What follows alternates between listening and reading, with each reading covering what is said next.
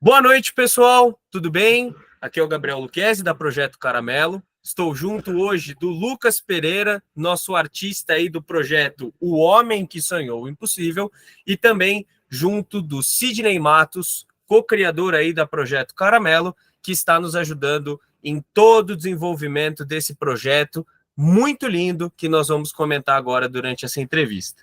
Na noite de hoje, nós vamos conversar um pouquinho com o Lucas sobre carreira, sobre trabalho e principalmente sobre o próximo projeto dele, desenhado pelo Lucas e escrito pelo português Mário Freitas, nosso próximo entrevistado.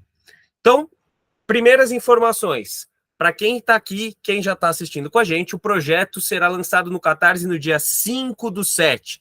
Daqui a pouquinho, se programem para comprar lá pelo Catarse. Ele conta com o apoio de todos vocês que estão nos assistindo e tem a participação da Projeto Caramelo com a parte comercial para ajudar com as vendas.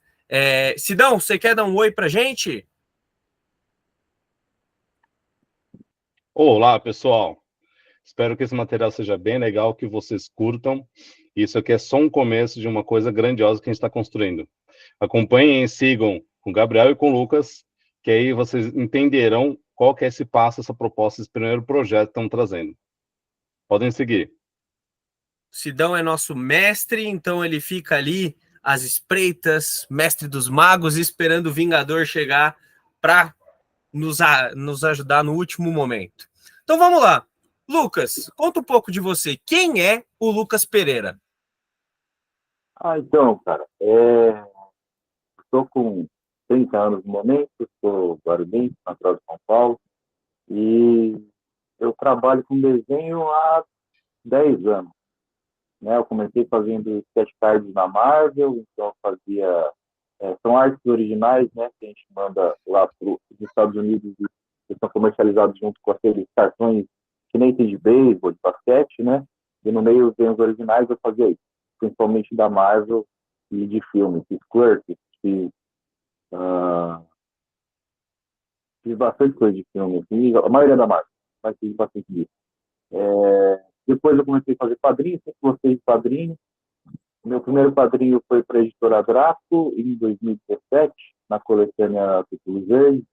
É uma história que eu fiz que são pesquisadores que vão para a Amazônia e encontram lá um peixe a Pitu, né? Foi meu primeiro quadrinho publicado.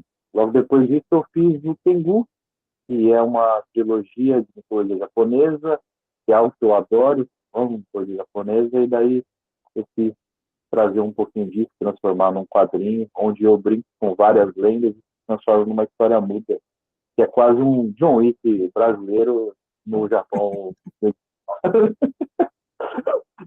Pessoalmente, eu li Tengu e gostei muito, e realmente, cara, ele é praticamente um John Wick ali no Japão. Muito legal. Obrigado, obrigado. Eu acho que na época não tinha o John Wick ainda, mas já era o John Wick, é a base. É isso aí. E, Lucas, você citou duas coisas muito legais, né? Você já participou de uma coletânea, né, sobre contos inspirados na obra de H.P. Lovecraft, e também você já começou com o mercado de sketch cards para a Marvel, uma das grandes gigantes do quadrinho mundial. Como foi isso, cara? Como o Lucas saiu de Guarulhos e chegou na Marvel, chegou na Draco? O que te levou até lá? Cara, na verdade, assim, né? Como a gente quer trabalhar com desenho, a gente procura maneiras de entrar no mercado, né? E eu lembro que na época eu estava fazendo aula ainda, o professor era o Mauro Fodra, e ele fazia sketch card para Marvel. E daí um dia a gente estava fazendo aula, e falou, mano, você quer trabalhar com isso? Você não quer fazer sketch card? Faz uns testes aí que eu consigo te arranjar emprego, porque eu acho que vale a pena. E daí eu fiz um teste, a gente mostrou para os agentes que trabalhavam comigo, recebi um feedback, e daí no segundo teste que eu fiz, eu entrei. E daí comecei a fazer, né, tal, foi a minha entrada no mercado, isso enquanto eu ainda estava na faculdade e trabalhava num hotel, fazendo web design, então, tipo, eu trabalhava das 8 às 18, fazia a faculdade das 19 às 23, e eu usava a minha hora do almoço para fazer um sketch card. E daí depois eu comecei a dar aula de desenho e estudando desenho, querendo fazer quadrinhos, que era uma coisa que eu gostava muito. E daí eu, por conta das aulas de desenho festivais, eu pude largar o, o hotel. E daí, quando eu larguei o hotel, eu fiquei só na faculdade, e dando aula e fazendo festivais. E daí eu pude sentar e parar, tá, eu posso fazer as minhas coisas. E daí logo depois apareceu é como se fosse um edital, assim, né, da Draco para novos artistas. E daí eu mandei lá meu pitchzinho de roteiro, uma amostra do que eu achava que deveriam ser as páginas. Eles gostaram, a gente só alterou, porque inicialmente era uma história na Irlanda, eu queria fazer uma brincadeira ali com algumas coisas que tinham a ver com a cultura irlandesa. Eles falaram, não tem como a gente fazer no Brasil, não tem nenhuma história no Brasil, e acho que faz sentido que a sua seja, né? Tem uma história de estranho no ninho e tal. Aí eu dei uma pesquisada nos povos amazônicos e acabei fazendo, e foi assim que começou, né? Tipo, comecei no quadrinho e buscando, né? Encontrar uma maneira de entrar no mercado e conseguir criar essa editora gráfica ali no momento.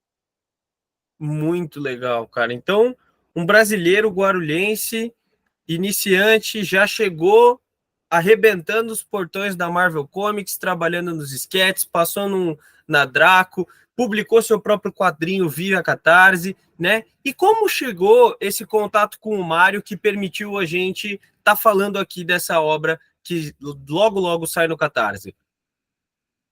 Ah, então, na verdade, começou por conta da minha esposa. Minha esposa também é quadrinista, né? A maioria comigo. E ela tinha trabalhado com um autor português, que é o Miguel Freitas.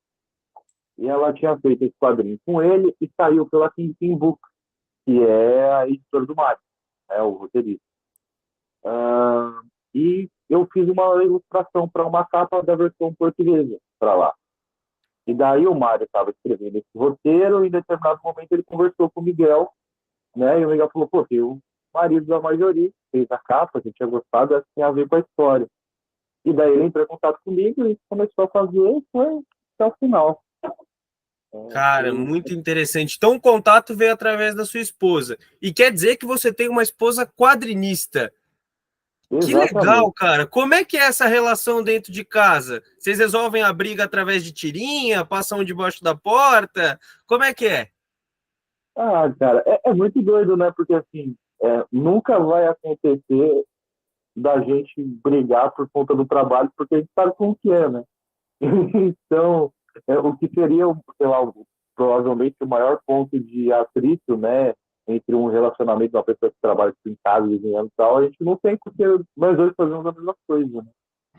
Então Muito na verdade, bom, muito legal. Dois quadrinistas brasileiros e internacionais. Acho que a galera que está assistindo aqui já está percebendo que nomes de peso que estão vindo aí dentro de O Homem que Sonhou o Impossível.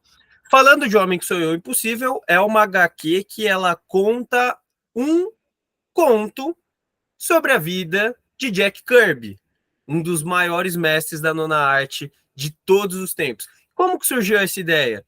De onde veio a inspiração para falar, vamos escrever e desenhar um conto sobre o Jack Kirby? cara, assim, isso eu acho que o Mário vai conseguir explicar melhor, né, da onde surgiu, mas eu sinto que isso veio principalmente como uma maneira da gente falar de um cara que, tipo, ele é um puta monstro do mercado, que fez muita coisa foda, que ele é a base e o criador de tudo o grande público conhece de quadrinhos, tá? Se você para pensar, né, ali da Marvel e tal, mas que ao mesmo tempo ele foi relegado a tudo isso, né, cara? O Stan Lee meio que tomou de assalto o protagonismo de tudo e jogou os artistas meio que de escanteio, né? E a gente, putz, é um negócio que, assim, para todo mundo que curte quadrinho, começa a estudar, acha isso muito bizarro, né? Porque você nunca vai ver, sei lá, um editor japonês falando que ele fez uma obra. O Stan Lee era um editor, você vai pensar, sabe? É, Alô, Roy e Thomas! olha, foda. E eu sinto que o Mario tinha muito disso, né? Ele adora o Kirby, ele ama o Kirby, ele já fez exposições dos originais do Kirby, ele conhece o Mike Hoyer, que foi arte finalista do Kirby, né? Porque ele é um dos homenageados do quadrinho, né? E a ideia, acho que partiu muito disso, tipo, de homenagear esse cara que era uma potência, a galera que estava junto com ele no mercado e que, de alguma maneira, acabou sendo ofuscada pelo Stan Lee, né? Tem muito disso. Né? Certo. E assim, o Jack Kirby, eu acho que, além de ser um dos maiores criadores de quadrinhos de todos os tempos, ele praticamente desenvolveu muito do estilo do comic americano moderno, né? Ele tem influências muito grandes em todos os tipos de criações, desde o cósmico até o western, até o de aventura. E eu queria saber de você, Lucas, pensando em grandes influências que foram colocadas no mercado por grandes mestres na arte. O seu estilo é muito ágil, o seu estilo é muito rápido, você faz cenas de ação com uma grande maestria. O que te influenciou, né? Quais são os artistas que trouxeram essa base e que te prepararam para esse momento? Ah, então, é uma confluência, né, de artistas, acho que muito grande, assim, e é louco porque, apesar de eu não ter sido influenciado diretamente pelo Kirby, eu fui é, influenciado indiretamente, né? Um dos meus artistas favoritos e que eu uso muito de base quando eu vou estudar o cartunete, sabe? Que é um cara que eu sempre olho o trampo, é o James Harren, e o James Harden, você vê assim nitidamente que o cara ama o Kirby, né? Então, tipo, tem muita influência do Kirby e do Katsuhiro Otomo, do Akira, né? Então, é uma mistura que a gente acha tipo, completamente, quando fala a primeira, né? Tipo, parece que não encaixa, mas quando vocês verem o trabalho de James Harden, vocês vão ver que funciona muito bem. E esse cara me influenciou muito. Então, tipo, essa coisa do peso do Kirby, né? Tipo, ele meio que umas mãozonas, essa coisa que é quase fora da anatomia, mas ao mesmo tempo que uma distorção que faz muito sentido, né? Isso acabou vindo indiretamente dele, né? E é um dos caras assim que eu gosto muito. E é até interessante falar disso, mas de influência e tal, porque no Homem que Foi Impossível não é o meu traço tradicional, né? Eu adaptei um traço mais cartunesco porque eu achei que tinha tudo a ver com a história, né? Meu traço é um pouco mais voltado para o mercado americano mesmo, mais bonequinho, sabe? Tipo, coisa de super-herói mesmo e tal. Então, as minhas grandes influências, né? Além do James Harden, são o Pepe Larraz, que é um artista espanhol muito foda, o Matheus Santo Louco, o brasileiro também, desenha pra caralho. Tem alguma galera que nem é do quadrinho, tipo o Kropotkinski e o Marco Giudice, apesar do Marco ter trabalhado com quadrinho, né, mas eu acho que a parte Uhum. mais legal é de hoje em dia e tal. E o Ryan Ostlund, é um cara assim, que eu gosto também muito, né, o autor do Invincible, né, um dos autores do Invincible. Então, acho que é as minhas maiores influências. E tem a galera do mangá, mas aí se eu for começar a falar do mangá aqui, a gente vai falar agora. Aí são 3 horas só de nome de japonês aí que tá fazendo muito sucesso. Mas você citou o próprio Katsuhiro Otomo. E interessante, Lucas, também que você citou Katsuhiro Otomo, Ryan Otley, Pepe Larraz, o Jack Kirby, né? São grandes nomes que trabalharam com grandes personagens ou criaram grandes personagens que influenciaram muito a cultura pop como um todo, né? E nessa HQ, O Homem que Sonhou o Impossível, você também está tendo a oportunidade de trabalhar com um dos maiores personagens das histórias em quadrinhos, por mais que não seja um personagem ficcional. Como é que é a experiência de desenhar o próprio Jack Kirby? Cara, foi muito doido, assim, porque, tipo, eu precisava transformar ele num personagem. Ele tinha que parecer ele, mas não podia ser uma caricatura, saca? E, ao mesmo tempo, eu não queria que fosse exatamente ele, né? Tipo, tanto que é o Jack King, né? No quadrinho, não é o Jack Kirby. Então, eu queria muito que ele tivesse uma carinha própria, né? Sempre que, tipo, eu coloquei o sinal na testa dele, que é uma coisa que ele não tinha. Mas eu falei, pô, como a gente vai fazer aqui? Ele Jack Kirby por volta de uns 94 anos e tal. Eu, tipo, se eu colocar uns sinais, aumentar mais as entradas, tal, brincar. Ele sempre foi um cara forte, né? Troncudo, então, tipo, então eu vou fazer uma postura que seja mais arqueada, fazer como se ele estivesse fazendo força o tempo todo, sabe? Ele tá meio que, ele fica sempre meio segurando a cadeira de rodas ali. Então, eu queria brincar com isso. Então, foi muito divertido, porque, apesar de ser baseado no real, junto com o Mario, eu tive uma liberdade muito grande, assim, tipo, não, vamos transformar ele num personagem realmente, que lembre o Kirby, que é o Kirby, mas ao mesmo tempo seja algo nosso, né? E acho que deu muito certo, sim, funcionou muito bem. Interessante também isso, né? E acho legal a gente falar um pouco sobre isso. Como você acabou de dizer, o personagem central da narrativa não é Jack Kirby, mas sim Jack King. Estamos falando da pessoa, não estamos falando somente do mestre dos quadrinhos. E o conto traça algo muito importante. E se Jack Kirby tivesse passado do ano de 1994, o ano de sua morte no mundo real, e conta uma história nos últimos dias, na velhice posterior à velhice real de Jack Kirby, se ele tivesse sobrevivido à morte da sua amada Ross, né? Se tivesse ido até um lar de idosos, são pontos das primeiras páginas ali da narrativa. E que facetas a gente vê representadas do mestre dentro de um conto ficcional sobre a sua vida? Pô, cara, essa pergunta aí, ela é muito complicada para eu responder. Eu vou deixar essa pro Marcos. Mas a gente brinca muito com, é, com o que era o Kirby, né? Então a gente mostra, lógico, a gente está adaptando como se ele fosse um senhor de bem mais idade avançada, né? Parte do mote principal da história ele está sofrendo por algum tipo de senilidade, né? Então a gente trabalha com os tropos principais que existiam ali da figura do que era o Kirby, mas ela se desgastando, né? Então a gente vê essa parte sisuda dele, a gente vê aquela parte mais que é um pouco fanfarrona de contar história, que ele adorava contar, e tem um pouco disso tudo ali, né? E até depois vai mostrar um pouco mais da criatividade dele criando, não dá para falar muito sem dar spoiler, né? Mas a gente brincou com esses pontos principais do que a gente entende como Jack Kirby, né? Ele não era o cara que gostava de dar entrevista, né? Então a gente tem que usar muito dos relatos das pessoas que convivem com ele, né? Mas a gente tentou trazer tudo isso, adaptando realmente, né, para ele já tendo uma idade bem mais avançada e tendo problemas de senilidade. Muito bom. E nessa história, ela é um conto ficcional, certo?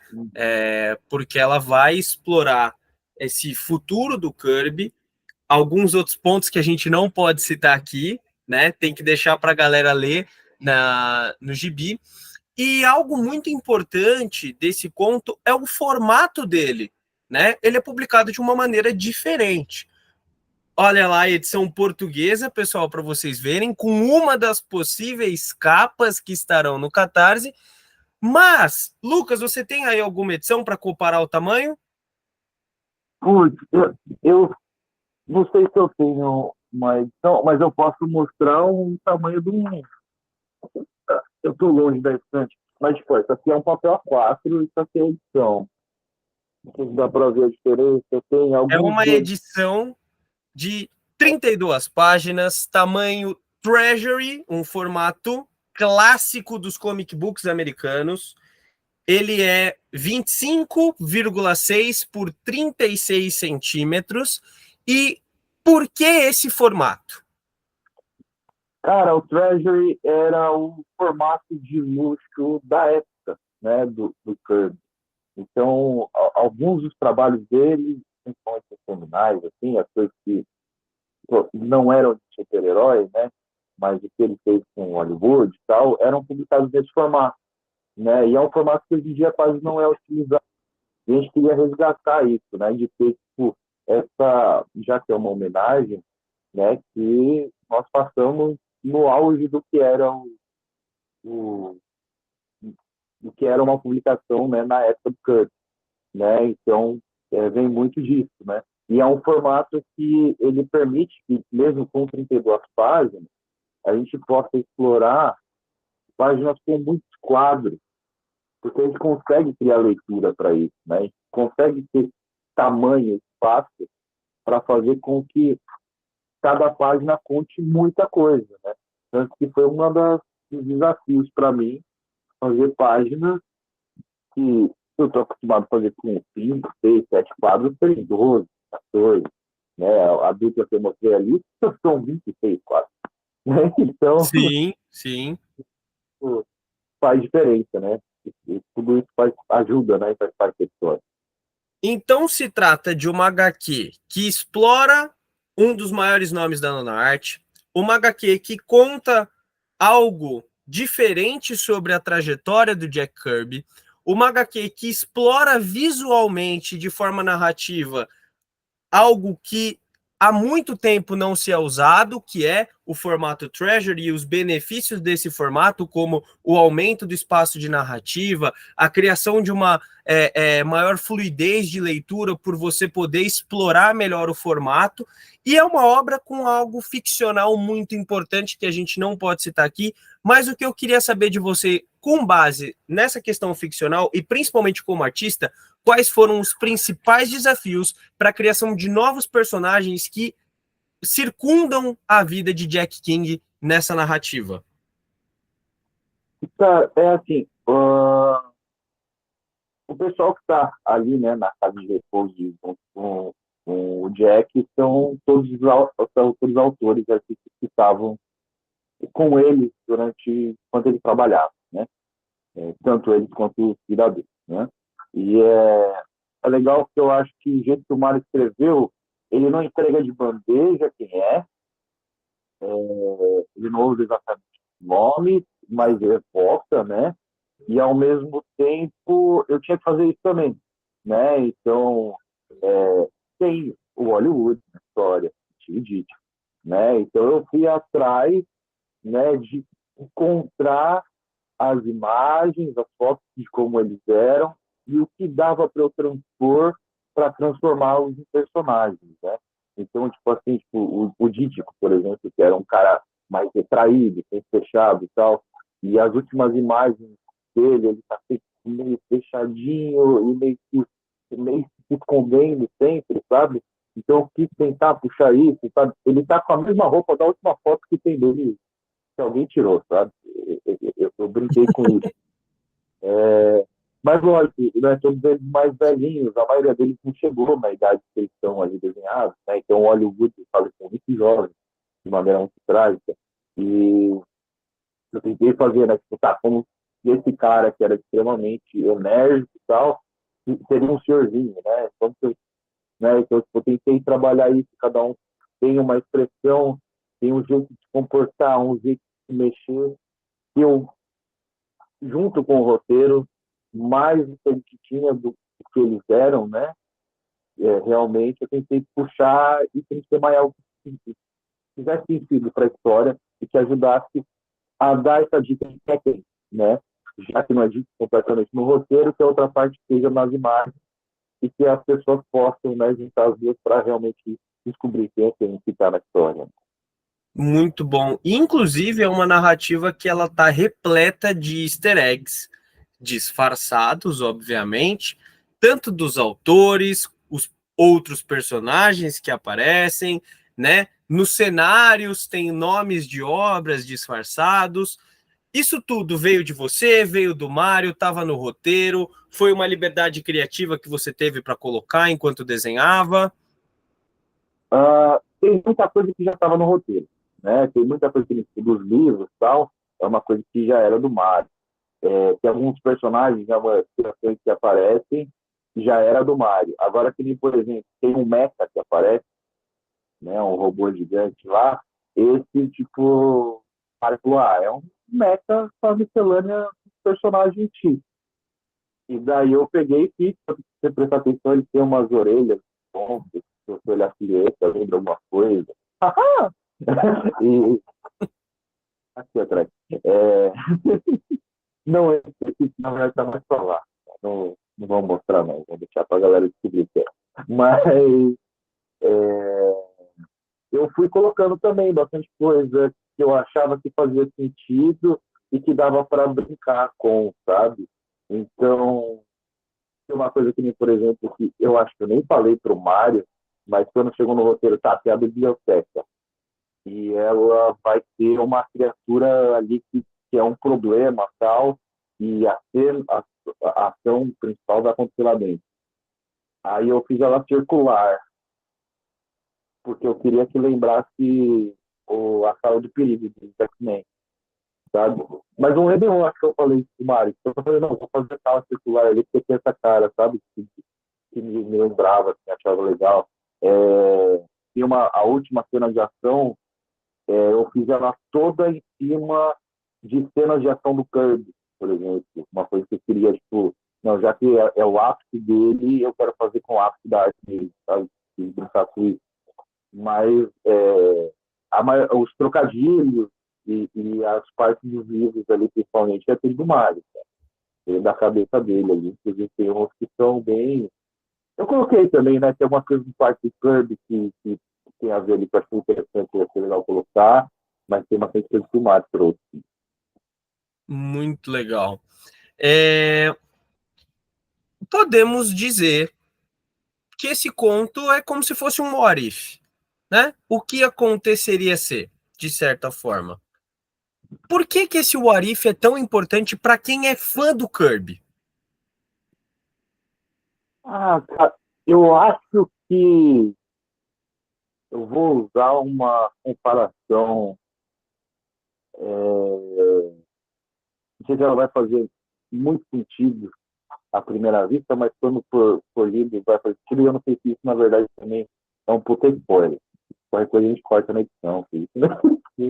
Mas o, eu sinto que isso aqui é muito da própria maneira, como se fosse Era Uma Vez em Hollywood, Tarantino. Uhum.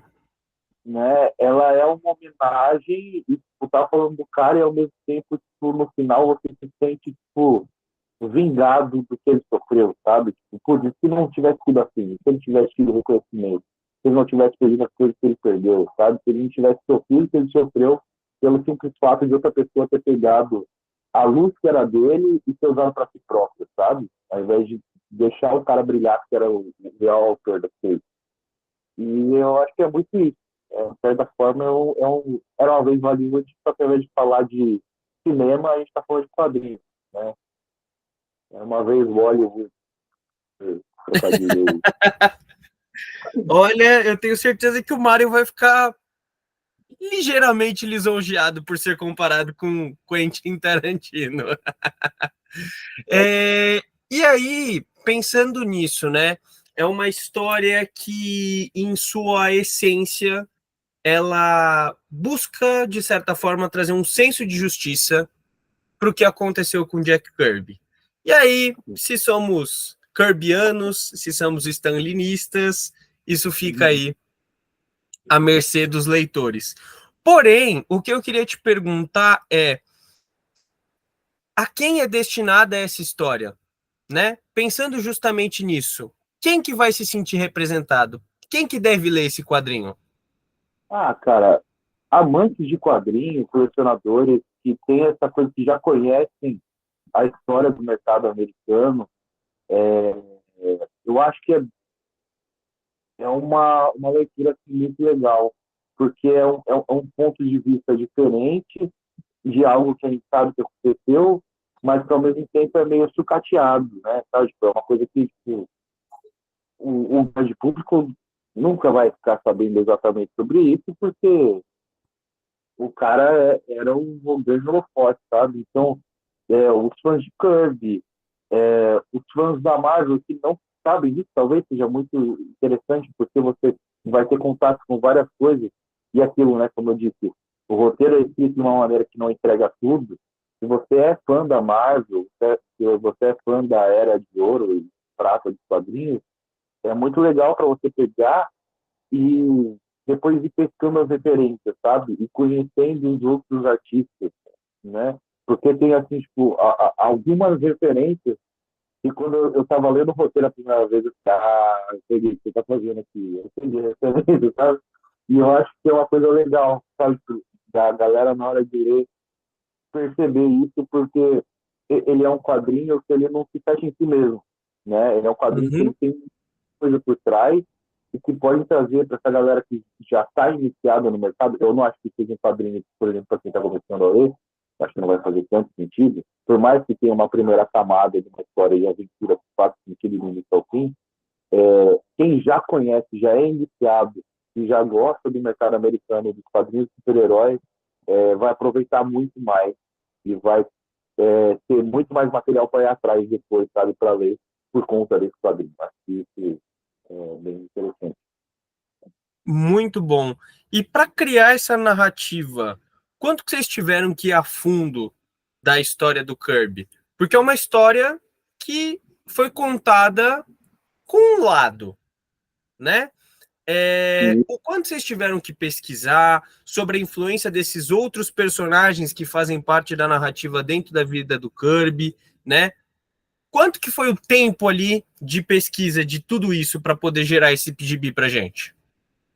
ó, cara, eu tenho a sorte que essa parte que fez foi o Mário, então, mas eu sei que, tipo, o Mário tá há anos estudando isso aí. O Mário, tipo, como eu disse, né, ele fez exposições do Kirby, os originais, ele conhece a galera, ele já trocou ideia com o Mike Hoyer mais uma vez, ele conhece os maiores fãs do Kirby e que tem acesso às histórias que a esposa contou, que os filhos contaram, que os amigos contaram, então, tipo, é, eu sei, o Mário realmente, tipo, ele é o verdadeiro kirbiano, sabe? O cara conhece mesmo. Então, a minha parte foi muito mais rasa, né, de certa maneira, porque ele me deu, né, todos os indicativos. Lógico que eu fui atrás de algumas coisas, né, principalmente na hora de criar os personagens, porque eu queria passar essas coisas, né, queria passar uma veracidade, né, e que eles lembrassem, né, os autores. Mas eu acredito que, do jeito que o Mário fala, isso aí é um estudo de uma vida inteira, cara. Isso aí o cara, ele com certeza conseguiu isso durante muito tempo para chegar nesse ponto, sabe? Porque tem muita coisa, tem muita coisa. Tem muita coisa ali que, tipo, eu depois tive que perguntar para ele porque eu não sabia, sabe? Tem muito material dentro do quadrinho mesmo. Então, o Mário, nosso kirbiano português, né, apresentou um mundo de possibilidades. Sem dar muitos spoilers, o que você aprendeu fazendo essa HQ, Lucas? Ah, cara, paciência, porque não é fácil. Tipo, eu aprendi, eu tive que aprender a lidar com uma narrativa que ela como eu falei, né, a quantidade de quadro é muito maior, então a dinâmica de quadro a quadro, de passagem de uma página para outra é diferente do que eu estava acostumado. E isso me ensinou muito, sabe? Tipo, já eu posso puxar um pouco o freio de mão aqui, segurar algumas coisas, trabalhar com algumas dinâmicas que são mais intimistas, né, que no quadrinho americano, os trabalhos que eu tenho feito, né, que são coisas mais de super-heróis e tal, não, não, não tem espaço, sabe? Tem que ser muito mais dinâmico, muito mais rápido. Eu lógico que tem coisas que não tem como sair de mim, porque já é o jeito que eu faço, mas eu aprendi muito essa coisa de que, meu, eu preciso transformar uma conversa de 5, 6 idosos num banco de praça no meio da neve, da nevasca, num negócio que seja legal, sabe? Então eu tive que aprender muito dessa coisa reaprender narrativa, sabe? De certa forma, para brincar com isso. E uma coisa que eu tive que aprender foi colorir direito, porque esse é o primeiro quadrinho que eu faço cor na vida. Até então, eu sempre trabalhei com colorista, e o que eu fazia de cor era, acho que, o conceito de personagem, você dá uma luzinha só e acabou. Então, eu aprendi muito sobre cor, sobre como dar intenção, e passar. Eu espero que eu tenha aprendido, né? Que tenha ficado legal. Então, por mais que você assuma que tenha adaptado o seu traço para um traço que fizesse mais sentido para a narrativa, o que demonstra uma grande habilidade profissional, esse é o primeiro trabalho em que veremos arte, arte final e cores de Lucas Pereira. Isso. É a primeira vez que eu estou colorindo um trabalho aí por inteiro. Alonamento e letreiramento é seu também? Não, é do Mário. É do Mário. Ele me salvou dessa. Então, boa. Já que ele te deixou com as cores, ele te salvou do baloneamento e tá bom, tá bom. Vamos perdoar dessa vez. Lucas, e aí, cara, não dá para fugir da polêmica, né? Por que o Jack Kirby não Stan Lee? Porque nós humanos gostamos de histórias de pessoas. Nós nos identificamos com as pessoas que são mais falhas. E nós nos identificamos com histórias que têm sentimento. E agora eu acabei de falar que o Stan Lee não tinha sentimento, né? Mas se a gente contasse essa história sobre o ponto de vista do Stan Lee, seria uma mentira. A verdade é essa. Então, tipo, a gente está contando a história de um cara que era um gênio e que morreu falido, sabe? Tipo, morreu sem dinheiro nenhum, passando dificuldade, né? Enquanto a galera estava colhendo os louros do que ele criou, sabe? Então, é uma história muito forte, é uma história muito pesada e que fala muito de como as coisas funcionam, né, no nosso mundo. Então, eu acho que falar do Jack Kirby faz todo sentido para a gente sempre lembrar que existem vários gênios por aí que às vezes eles são relegados da sua própria genialidade. Uau! achei profundas as suas palavras. Você já falou um pouco da obra, do quanto ela é importante para esse conto do Jack Kirby, né? Sobre o sentimentalismo dela, sobre o formato dela e por que eu, fã, tenho que ter essa obra na minha coleção. Cara, foi o que eu disse. Tipo, se você quer conhecer um pouco mais da história do Kirby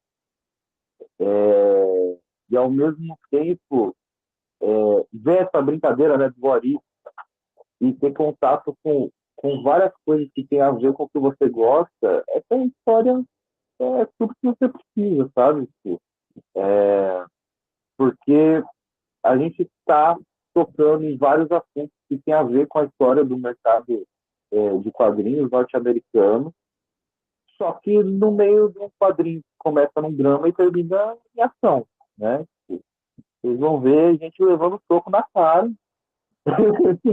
no meio de uma história que é, querendo ou não, um drama, né? Então, é, é um, é um, é um ponto de equilíbrio entre informação e entretenimento. Acho que é um ponto legal. Muito bom, muito bom. E onde que o fã pode encontrar essa obra, hein, Lucas? Cara, no momento ela vai entrar no Catarse, dia 5, e o fã pode entrar lá em catarse.me/KirbyHT, né? Escreve Kirby, aí vai dar para mostrar aqui. Provavelmente não vai aparecer, a gente coloca na tela depois. Mas catarse.me/KirbyHT, e você pode, a pessoa pode apoiar por lá, consegue o quadrinho, né? Vai conseguir pôsteres, vai ter arte original minha, tem a capa, a ilustração da capa, eu só estou com essa aqui comigo no momento, mas a gente tem duas versões para em Portugal, né? Essa vermelha é a outra azul, depois a gente mostra para vocês também. E são os apoiadores que vão votar e escolher, e uma das recompensas é a arte original da capa, de uma dessas capas, né? Então, Muito legal. Tem um artbook também? Não tem? tem um artbook também com esboços que o Kirby nunca finalizou, ideias que ele teve e nunca terminou, e que o Mario arte finalizou e coloriu. São 20 artes do Kirby inéditas aí que nunca foram finalizadas. Né? Exclusivos para apoiadores do Catarse. Então tá aí uma ótima oportunidade. Se você tá vendo esse vídeo enquanto tá rolando a campanha no Catarse, fique de olho porque são unidades limitadas do artbook dentro da campanha do Catarse.